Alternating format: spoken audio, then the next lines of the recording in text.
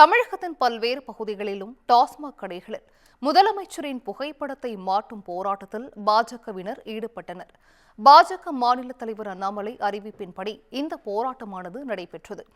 புதுக்கோட்டை நகர் பகுதியில் மாவட்ட செயலாளர் சாந்தி உள்ளிட்ட பாஜக நிர்வாகிகள் டாஸ்மாக் கடைகளில் அப்பாவின் அரசு மதுக்கடை என்னும் வாசகத்துடன் கூடிய முதலமைச்சரின் புகைப்படத்தை ஒட்டினர். இதையடுத்து அந்த போஸ்டரை கிழித்த போலீசார் அவர்களை கைது செய்தனர்.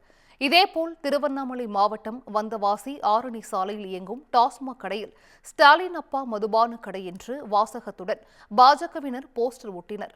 கரூரில் ரெட்டிப்பாளையத்தில் உள்ள டாஸ்மாக் கடையில் பாஜகவினர் ஸ்டாலின் படத்தினை ஒட்டியதை டாஸ்மாக் ஊழியர்களை கிழித்ததால் இரு தரப்பினரிடையே வாக்குவாதம் ஏற்பட்டது.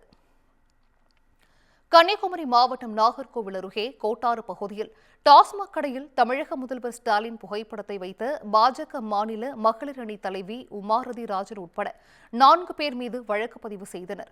கோவையில் சரவணம்பட்டி மற்றும் ரத்தினபுரியில் உள்ள 4 டாஸ்மாக் கடைகளில் முதல்வரின் படம் ஒட்டிய பாஜக மகளிர் அணியைச் சேர்ந்தவர்கள் உட்பட 15 பேர் மீது கலவரத்தை தூண்டுதல், அத்துமீறல், மிரட்டல் உட்பட 6 பிரிவுகளில் போலீசார் வழக்கு பதிவு செய்தனர்.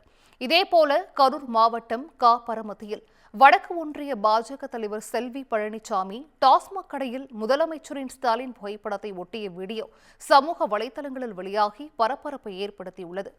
கடலூர் மாவட்டம் புதுச்சத்திரம் பகுதியில் செயல்படும் 2 டாஸ்மாக் கடைகளில் ஸ்டாலின் உருவப்படம் ஒட்டிய மகளிர் அணியினர் விதவைகளை உருவாக்கும் அரசு மதுபான கடையை தடை செய்ய வேண்டும் என கோஷங்களை எழுப்பினர்.